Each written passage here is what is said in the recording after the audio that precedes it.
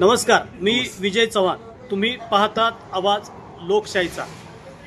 दौंड तालुक्यामध्ये जिल्हा परिषद, पंचायत समिती आणि नगर परिषदेच्या निवडणुकीचे पडघम वाजलेले आहेत. जे नव्हते कोणी आता जागे झालेले आहेत आणि राजकारणामध्ये मला चान्स मिळेल म्हणून कामाला लागलेले आहेत. अनेकांनी नवीन कपडे शिवलेले आहेत, अनेकांना नवीन वेध लागलेले आहेत. नेत्याच्या मागे शेपटावाने फिरू लागलेले आहेत.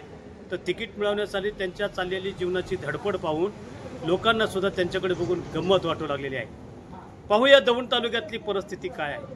आज आपल्याबरोबर ती RPIचे तालुका उपाध्यक्ष नवनाथ भाऊ गायकवाड सडेतोडपणाने निवडणुका, सामाजिकरण आणि नागरीकरणातील सोयीसुविधा याविषयी आपण त्यांच्याशी बातचीत करणार आहोत. आबा नमस्ते. नमस्कार.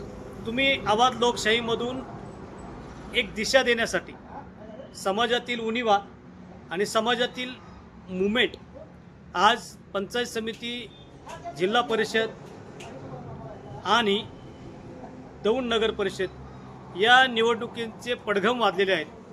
या सर्व प्रकरणामध्ये अनेकांना नेतृत्व करण्याचे वेध लागलेले आहेत. अनेकांना नेता बनायचं आहे. कुणाला जिल्हा परिषदेचा सदस्य, कुणाला अध्यक्ष, तर पंचायत समितीमध्ये जाऊन कुणाला तरी पदाधिकारी बनून त्या पंचायत समितीचा एक पदाधिकारी बनण्याची हवस फिटून घ्यायची आहे. नगर परिषदेची अवस्था तशीच आहे. अनेक वर्षापासून वादविवादात असणारी दौंड नगर परिषद आता खऱ्या अर्थानं 9 वर्षानंतर निवडणुकीला सामोरे जाते आणि या कालखंडामध्ये अनेकांना या नगरपालिकेचा मी सदस्य व्हावा, नगरसेवक व्हावा अशी स्वप्न पडलेली आहेत. पण या नगर परिषदेमध्ये गेले 40-50 वर्षापर्यंतचा जो कारभार झालेला आहे हा मात्र लोकचर्चेत टीका टिप्पणीचा विषय नक्की झालेला आहे. तर तुमचं मत आता दौंड तालुक्यातील पहिल्यांदा आपण ग्रामीण भागाविषयी बोलू. त्याचं कारण असं आहे की तुम्ही RPIचे पदाधिकारी आहात. RPI हा पक्ष तळागाळातल्या वंचितांचा, बहुजनांचा आणि समाजातल्या मागासवर्गीयाच्या अन्याय अत्याचाराला वाचा फोडणार आहे. तर आपण आता काय म्हणता? नमस्कार. गेले 8-9 वर्षापासून हा जिल्हा परिषद आणि पंचायत समिती हा निवडणुकीचा विषय काही ना काही कारणास्तव रेंगाळला होता. परंतु आता सर्व कार्यकर्ते सक्रिय झाले आहे, शासन सक्रिय झालेलं आहे आणि चांगली लगबग कार्यकर्त्यांमध्ये दिसत आहे. सामान्य जनतेमध्ये त्यांची उत्सुकता लागली आहे की येणारा जिल्हा परिषदचा गट हा आमचा कुरकुम पाटस हा गट आणि गण अतिशय चौरसीचा लढतीचा होणार आहे. परंतु आता जे पाहतोय तर प्रत्येक गावागानी 4-4 सदस्यांची उत्सुकता शिंगेला पोचली आहे. अनेक गोष्टीशी कधीही कुठं न दिसणारी मंडळी आज नव्या कपड्यामध्ये लोकांच्या 10व्या वर्षश्राद्धाला अतिशय जोमाने ही नेते मंडळी आता दिसायला लागलेली आहे. बांधावरती, सांध्यापासून बांध्यावरती काम करण्यासाठी आजच ह्यांना आपण तुम्ही पाहण्याचा योग सर्वसामान्य. अहो, मी तुम्हाला थांबवतो. तुमचं असं मत आहे, तुम्ही असं सांगताय की बांध्यापासून चांद्यापर्यंत आता लगबग सुरू झालेली नाही. आम्ही तुमचे कैवारी म्हणून लोकांपुढे जाणारे, नेतृत्व नव्यानं निर्माण करणारे, स्वप्न उराशी बाळगणारे तरुण आणि उमेदवारी इच्छुक दिसू लागलेले आहेत. असो, त्यांना त्याबद्दल काही खेद नाही आहे. पण या समाजाची विस्कळीत झालेली घडी, या तालुक्यामध्ये लोकहिताचे प्रश्न हे सुटलेत का नाही सुटलेत, याबद्दल आपण काय सांगू शकता? या ज्या विषयावरती आहे ना, हा गंभीर्याने हाच विषय आहे की आज जी कार्यकर्त्याची लगबग पाहतो, परंतु गेल्या अनेक वर्षापासून जे रस्ते आहेत, ज्या पांदण रोड आहेत, जे पांदण रस्ते आहेत, पिण्याच्या पाण्याची व्यवस्था आहे, अनेक इथं गटरीची व्यवस्था आहे आणि ह्या प्रस्थापित राजकर्त्यांनी आपल्या कार्यकर्त्यांना काम देऊन ही जी त्याची रोजगार हमी निर्माण करण्याचं काम आजपर्यंत करत आलेलं आहे. आणि आज जर पाहतो की अनेक तालुक्यामध्ये वेगवेगळे पक्ष लढवत असतात, परंतु दौंड तालुक्यामध्ये अशा काही गोष्टींमध्ये नुसते गटातटामध्ये राहुल आणि थोरात गट, कुल आणि थोरात त्या गटाच्याच भोवतीने हे राजकारण फिरत असताना दिसतं. गेल्या एका वर्षापूर्वी आपले दीड वर्षापूर्वी विधानसभा झाली. विधानसभेमध्ये दोन्ही बी एकामेकाच्या विरोधात लढले. आता मात्र युती आणि आघाडीच्या ह्यामध्ये एकत्रित येण्याचा संकल्प त्यांचा दिसतोय. परंतु ही सामान्य जनतेला मात्र ह्याचा काही इसर पडला का तर नाहीये. मात्र कॉन्ट्रॅक्टदाराच्या माध्यमातून प्रस्थापित म्हणा, हा लोकप्रतिनिधी म्हणा, आणि आर के नक्की कोण आहे ह्या कुरकुम एमआयडीसीमध्ये वेळोवेळी सामान्य आत्ताच्या जे सामान्य कार्यकर्ता असेल, सामान्य कॉन्ट्रॅक्टर असेल, हा कुठेतरी तुसपुंजी भागवण्यासाठी आपलं काम करण्याची आशा आणि दिशा निर्माण करणारा हा तरुण वर्ग. परंतु हे आर के नावाच्या बिल्डरने नाव त्याचं आर के काळभोर आहे की आर के राहुल कुल आहे हे समजायला मात्र इथली तरुणांच्या मनामध्ये शंका निर्माण होत आहे. आबा, तुम्हाला मी मुद्दामून विचारतो की दौंड मधील औद्योगिकरणाचा हा मोठा पट्टा म्हणून कुरकुम औद्योगिकरणाकडे पाहिलं जातं आणि तुम्ही आता सांगितल्याप्रमाणे आर के नावाचा एक ग्रुप या ठिकाणी ठेकेदारी करतोय. तर आर के नावाचा ठेकेदार कोण आहे ही संभ्रम अवस्था तुमच्या एरियात जरी असेल तरी ही तालुकाभर पसरलेली आहे. तालुकाभर आर के ग्रुप कोण आहे याबद्दल लोक अनेक वेळा आमच्याशी चर्चा करत असतात. ती गोष्ट वेगळी आहे. पण इथूनला तरुण, इथूनला युवक या कारखानदारीमध्ये, या परिसरामध्ये ठेकेदारी करत असताना आर केची नक्की काय अडचण आहे तुमच्यासाठी? रेट कमी म्हणतात आणि रेट मात्र भरपूर असतात त्यांची. कंपनीवाल्यांना सांगितलं जातं आमचे रेट घेतले जातात, परंतु काम आम्हाला मिळत नाही. अशा अवस्थेमध्ये इथलं तरुण वर्ग मग रेट कमी आहेत तर काम कसं करायचं हा सामान्य कॉन्ट्रॅक्टरला पडलेला प्रश्न असतो. मग स्थानिक लोकांना आर के या पार्टीकडून दिशाभूल करण्यात येते की आणि त्यांच्या दिशाभूलीला कंपनीची साथ आहे का असं तुमचा आरोप आहे? हा. या आरोपामागं तुम्हाला काय वाटतं की कंपनी आणि आर के ह्या दोघांचं मनोमिलन विचार चालू असेल तर या मागे कुणीतरी दुसरी शक्ती, त्याला बीड जिल्ह्यामध्ये एक नवीन नाव दिलं गेलं आका, तो आका आपल्या दौंड तालुक्यात कोण आहे का असं तुम्हाला वाटतं का? असू शकतो, परंतु आता तो समोर येत नाही ना, त्यामुळं काही सांगू शकत नाही. अशा अवस्थेमध्ये निश्चित राजकीय त्याला वलय असल्याशिवाय इतकं मोठं ते जाळं पसरू शकत नाही.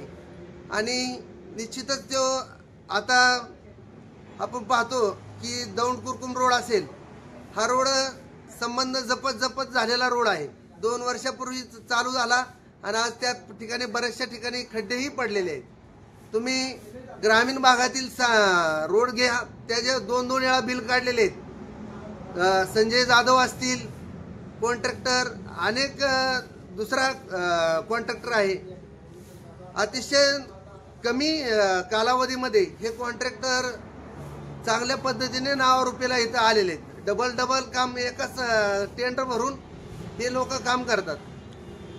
मला वाटतं आबा तुम्हाला हा तुमचा वैयक्तिक विषय असू शकतो. प्रशासनाकडे काम करण्याची पद्धत असते आणि त्या प्रशासनाने या सर्व ठेकेदारांच्या डोक्यावर हात ठेवलेला आहे. यांचा अल्पावधीत भरभराट झाली असा तुमचा जरी प्रश्न असेल तरी खऱ्या अर्थानं समाजाने याची दखल घेतली पाहिजे. तुमच्या स्वतःची तळमळ असताना, अशा ठेकेदारांची वाढ होत असताना अन्य लोकांची रोजगारी मरते की काय याकडे आपण पाहत असतो. आणि मला असं वाटतं RPI या गटाच्या वतीनं तुम्ही बहुजनामधले, दलित पिछडे वर्गातले किती ठेकेदार तालुक्यात आणि तुमचं काय मत आहे? आतापर्यंत ह्यांनी फक्त कार्यकर्त्याला ठेकेदार बनवण्याचा इच्छाच येत नाही. त्यामध्ये कुठल्याही दलिताला काम दिलं जात नाही आणि काम दिलं तरी त्या कामामध्ये काही न राहण्याची भूमिका सगळं हे लोक तितक्या सातत्याने जपण्याचं काम करतात. आणि ज्या दलित वस्तीतील काही गावामध्ये 15% हा निधी सगळ्यात यूज केला जात नाही आणि बऱ्याचशा ठिकाणी त्याला वेगळे कारण सांगून हा विकासापासून कशी वंचित राहतील या सगळ्यात पाहण्याचा दृष्टिकोन, अजूनही समाजाकडे पाहण्याचा दृष्टिकोन ह्या कार्यकर्त्यांचा गेलेला नाही. राज्यकर्त्यांनी याकडे डोळसपणे पाहिलं पाहिजे, परंतु तसं होत नाही. सत्ता आणि सत्तेतून पैसे आणि पैशातून सत्ता ह्याच्या पलीकडं विकास झिरो. परंतु असं मला म्हणायचंय की ज्या आजच्या ज्या शासनाच्या ज्या स्कीम आहेत त्या शासनाच्या स्कीम दलित वस्ती असेल या लोकवस्ती असेल यामध्ये करत असताना त्याचा निधीचा जर आकडा पाहिला आणि कामाचा दर्जा पाहिला तर यामध्ये तर भिन्नता निर्माण दिसते. त्यामुळंच काय की सामान्य जनता आजचा पुढारी पाहिला तर कोण कोटीची भाषा करतो, कोण म्हणतो माझा इतकी ऐपत आहे खर्चायची, तो म्हणतो माझी इतकी ऐपत आहे. म्हणजे आज 1 रुपयाही कुणाला न मदत करणारे कार्यकर्ते आज कोटी रुपये घेऊन निवडणुकीच्या रिंगणामध्ये उतरण्यासाठी उत्सुक आहेत. आणि आत्तापासूनच अजून 1 महिना अवकाश आहे. आत्तापासूनच यांच्या पंक्ती आणि गाठीबिटींना जोर आलेला आहे. आता तुम्ही सांगितल्याप्रमाणे की कार्यकर्ता आता नटून सजलेला आहे, परंतु अजून कुणाला कुंकू लागणार आहे हे सांगता येणार नाही. आबा तुम्हाला मी थांबवतो. आबांनी सांगितल्याप्रमाणे आता जे कोणाला चहा पाजत नव्हते ते आज कोट्यावधी रुपये निवडणुकीत मी खर्च करतो असा आशावाद करू लागलेत, असं तुमचं मत आहे. निवडणुकीच्या रणधुमाळीमध्ये मला नेतृत्व करायचं या आशेने आता काय फार सजून धजून प्रवासाला निघालेले आहेत. या सर्वांचा वेळ याच्यामध्ये जाईल. कोणाला तिकीट मिळेल, कोणाला नाही मिळेल, कोण निवडून येईल, कोण विजयी होईल, कोण पराजय होईल हा प्रश्न नंतरचा आहे. पण जी लगबग आता सुरू आहे ती मात्र सगळ्यांना चित्रपट दिसते आहे. मला असं म्हणायचं आहे की RPI या वतीनं शासनाच्या 15% निधीतून तो सुद्धा निधी वापरला जात नाही असा तुम्ही आत्ता आरोप केलेला आहे. मग 15% निधीचं नक्की काय होतं आहे? आणि मी तुमच्यावरती या स्वरूपाचा एक प्रश्न उपस्थित करतो की तुम्ही प्रबळ नेते आहात, पक्षाचं पार्टीचं काम करतात. मग जर तुमच्या 15% निधीचा कुणी अपहार करत असेल, कुणी त्याची दिशाभूल करत असेल तर त्याबद्दल आपण काय केलं, आपण काय करणार आहात आणि आपल्या मनात त्याच्याबद्दलची काय भूमिका आहे? वेळोवेळी आम्ही शासनाचे हे निदर्शनास आणून दिले आहे, परंतु स्थानिक कार्यकर्ते असतील, स्थानिक स्वराज्य संस्थेवरती असणारे पदाधिकारी याला मात्र बगल देऊन यांच्यामधील घोळे, तुमच्या समाजामधील लोकांची क्षमता आहे, हे काम करण्यासाठी त्याचा विरोध आहे, ह्या काम करण्यासाठी याचा विरोध आहे. मग त्या ठिकाणी जे निवडून दिलेले प्रतिनिधी आहेत मग त्या ठिकाणी त्या प्रतिनिधींनी काय करायचं की इतर ठिकाणी तो रस्त्याचं डायव्हर्ट करायचं किंवा एखाद्या कामाचं डायव्हर्ट करून त्या ठिकाणी काम करून घ्यायचं. आणि जिथं मात्र काम करायचंय त्या ठिकाणी काहीतरी विषमता निर्माण करून कामाला दुरोधा देण्याचं काम चाललेलं आहे. तुमचं मत असं आहे की समाजामध्ये तेढ निर्माण करणे, गटातटाचं विष पेरणे आणि त्या गटातटाच्या माध्यमातून शासनाचा आलेला निधी तो वळवणे आणि दोष मात्र परत त्याच लोकांना देणे हा एक गोंडस धंदा हे राजकारणी करतात. हो ना, राजकारणी करतातच ना, परंतु हे सामान्य माणसाला समजत नाही ह्यात राजकारण चालले आहे. गेली कुरकुमचा जर विषय घेतला तर गेली 7 वर्ष झालं हा 15% निधी खर्च नाही केला. परंतु ह्या ठिकाणी कुठल्याही आता तर आपण पाहिलं पंचायत समितीमध्ये तर कारभारी नाही, त्यामुळे तर तक्रार करायची कोणाकडं हा प्रश्न गेली 7-8 वर्ष तो प्रलंबित राहिला. मग पुढं आपल्या गावामधून मग त्या ठिकाणी कवटडे असेल, जिरेगाव असेल, वासुंदा असेल, हिंगणीगाडा असेल, मळद असेल, या गावामध्ये छोटे छोटे गाव असतात. त्या ठिकाणी साधा कामगारांना पगार देण्यासाठी सगळं पैसे नाहीत असं सांगितलं जातं आणि त्या ठिकाणचा निधी मात्र वळवला जातो. आणि ज्या पडझड म्हणून रस्त्याची दुरुस्ती करायची अशा अवस्थेमध्ये आज जर आपण तुम्ही पाहिलं तर हायवेवरती सगळ्या दुरुस्तीच्या नावाखाली त्याच्यावरती कुठल्याही पद्धतीचा अंकुशच नाही. लाखो रुपये काढून घेतले जातात आणि काम मात्र शून्य झालेलं असतं. आबा यांच्या म्हणण्यानुसार भ्रष्टाचाराचा कळस झालेला आहे. जिथं जमल तिथं खाण्याची एक भूमिका सुरू आहे. गोरगरिबांच्या निधीचा सुद्धा हडप केलं जात आहे. सरकारला वेगवेगळ्या स्वरूपानं फसवतात आणि आर्थिकरणाच्या तुंबड्या भरण्याचं काम इथं मोठ्या प्रमाणात चाललेलं आहे.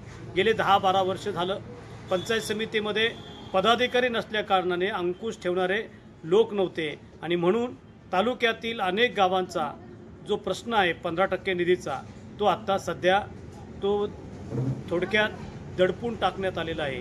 आणि दडपून टाकल्यामुळे अनेक 15%तल्या सुविधांच्यापासून गोरगरीब जनता, दलित वर्ग वंचित राहिलेला आहे. निवडणुका हे त्याचं मूळ कारण असतं. प्रतिनिधित्व मिळावं, प्रतिनिधीनं तिथं जावं, नागरिकांच्या समस्या मांडावा, त्यांच्या निधींच्या बाबतीत जागृत राहावं आणि ते लोकांना लाभ मिळावा यासाठी त्यानं काम करावं. असं धोरण हे प्रतिनिधित्व करणाऱ्यांना मिळतं आणि ते प्रतिनिधित्व तयार करणाऱ्या ह्या निवडणुका आता सुरू झालेल्या आहेत। पण या तालुक्यामध्ये या निवडणुकीच्या माध्यमातून दलित पिछडीत विशेष करून RPI आणि बाबासाहेब आंबेडकर जो समूह आहे, जे बाबासाहेबांची अनुयायी आहे, यांना गटातटात विभागलं जाते, त्यांच्यामध्ये मतभेद निर्माण केले जातात आणि स्वतःचं स्वार्थ साधण्याचं काम राजकारणी करतात। अशा स्वरूपाची भूमिका यांच्या आबांच्या सर्व माहिती घेतल्यानंतर दिसून येते आहे। तर मी तुम्हाला शेवटचं एक आव्हान करीन की आगामी येणाऱ्या निवडणुकीच्या काळामध्ये RPIची भूमिका काय असेल।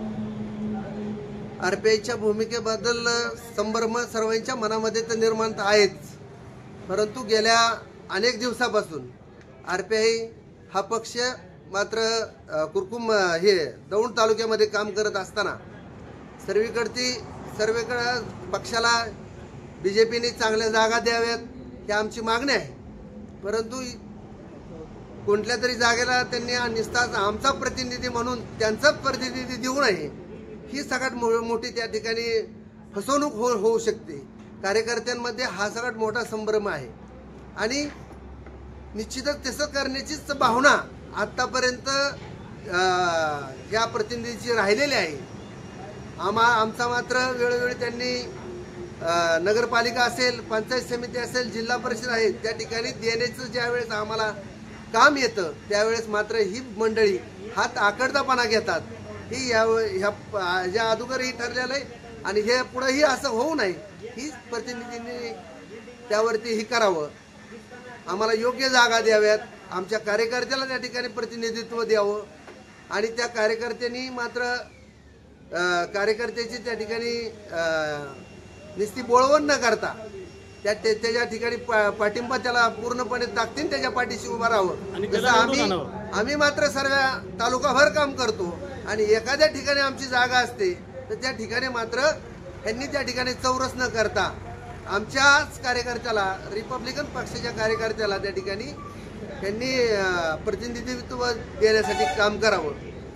या निमित्तानं त्यांनी आवाहन केलेलं आहे, आबांनी असं सांगितलेलं की RPI कार्यकर्त्यांना नुसतं वापरून घेऊ नका, तुम्ही त्यांना योग्य ठिकाणची जागा द्या, त्यांना मतदान करायला हवा, निवडून आणा आणि त्यांचं प्रतिनिधित्व पुढे चालू द्या।